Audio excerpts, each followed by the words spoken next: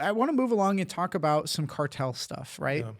What are your thoughts on the current state of the cartel? Because before they were a cartel, but now they're a government. I mean, Yeah. So back then, you had the Vicente Carrillo Fuentes organization, or VCFO, was probably your biggest one at that time.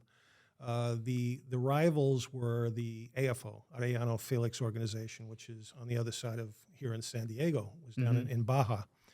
So those were the big ones at the time, and it's kind of a lot of crossbreeding, and it was Vicente Carrillo, and then it's Ernesto Fonseca Carrillo, and they're all kind of related, and they're cousins and their nephews, and I think there's El Chapo, he was at the bottom, he was a bottom feeder, yeah, but working his way up.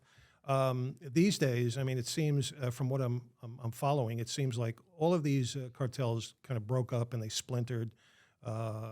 It's like the breakup of AT&T. Yeah. It's just all these little, if you would. I mean, you had the Zetas, then you have the Nueva Generación, and, Yeah. and you have some remnants of AFO, the Vicente Carrillo Fuentes thing that's gone. It's another name now. yeah, But they still do the same type of business. They still wreak havoc in the United States, pushing fentanyl yeah, into us, and facilitating human trafficking as well. So, Yeah. So it's they're still nefarious. Well, what do you think about the Chinese influence on the cartels and how they're setting up fentanyl labs in Mexico?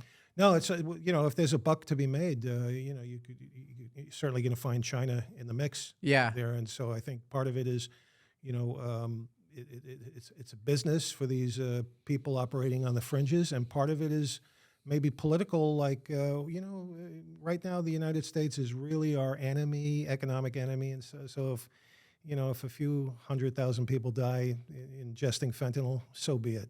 It kind of works for their policies. But do you think that it's more nefarious than that? Do you think that if you're China and you want to weaken your enemy, you can make them do it to themselves, by feeding them the toxic poisons that will corrupt them. Right, yeah. I think that's what they're doing right now.